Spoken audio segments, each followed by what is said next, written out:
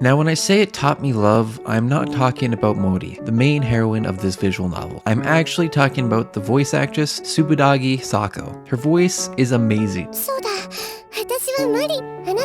I want to hear it more. This might be the only voice actress that can bring out the Teshin in me. I want to be unborn again so she can give birth to me and read me Clifford the Big Red Dog in this voice. From now on, I'm only reading visual novels that she's in. Now let's see.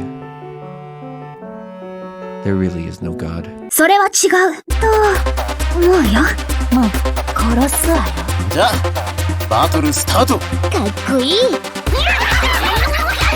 もしかしてスキャンダル？冗談なの？そうだけど。Fox Hime Zero is a visual novel about fox girls. What more could you want?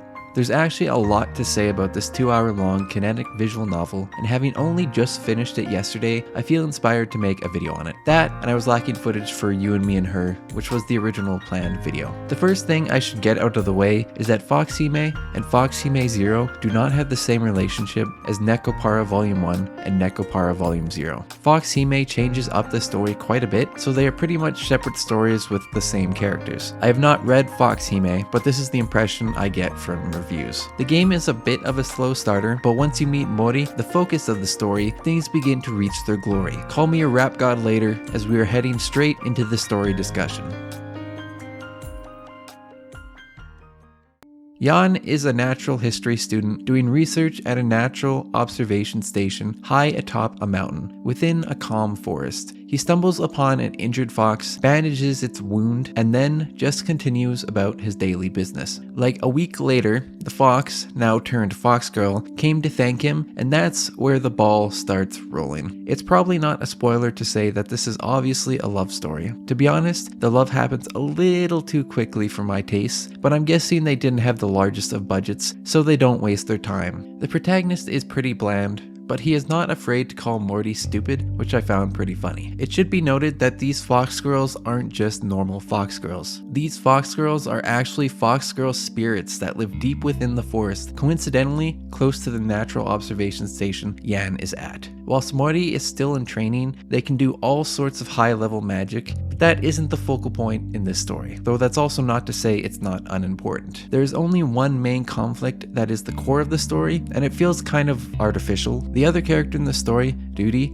is like a mother character to Mori and is training her to eventually replace herself as head fox girl spirit. Duty, however, despises humans and makes that pretty clear. Overall, the story was pretty decent. I don't think it was groundbreaking, but it was some good slice of life and a little bit of conflict that might ache your heart, if not just for a second. Unfortunately, that's about as good as it gets for these live 2D visual novels, as this and Nekopara seem to suffer in the way of writing. But don't get me wrong, this is way better than Nekopara. I can't really say much else without spoiling anything, as it is quite a short visual novel, but I will say this: when the main conflict is solved and the visual novel just keeps going, I begin to have terrible premonitions. Since playing Lucid 9, one of the first visual novels I've ever played, I've never trusted this situation. For those of you like me, be at ease. Nobody is going to randomly get killed. Though truth be told, I would have laughed if it had happened. But anyway, let's move on.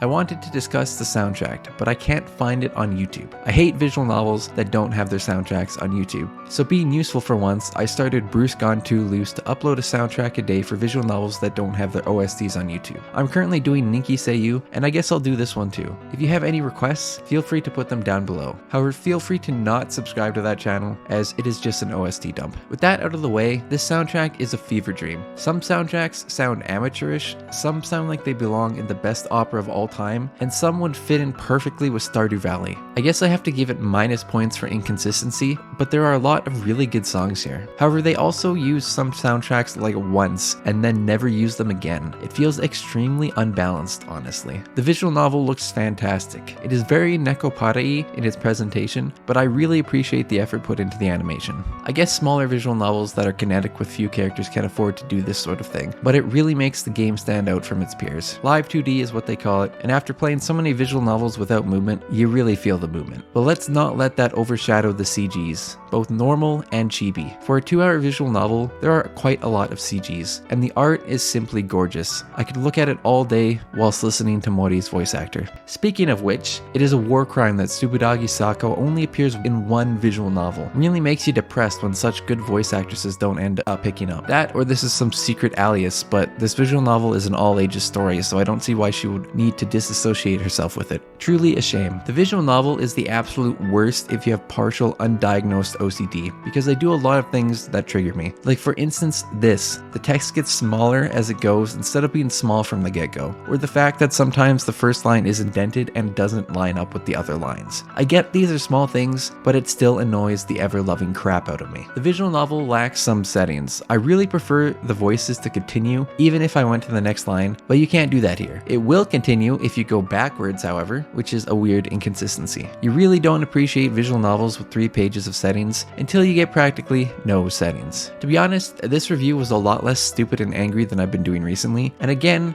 I can only equate this to Tsubadagi Sako's voice acting. My soul is completely zen right now, so I have no reason to get mad. And with that said, that is pretty much all she wrote. For the price of $2 or so, you get about an hour $1, which is about average for visual novels. And again, whilst this is nowhere close to a masterpiece, if you just want to play something nice and fox girly, I think you'll feel right at home here. For a 2-hour visual novel, this video has gone on for too long. So ladies and gentlemen, have yourself a lovely day, and I will see you next Friday.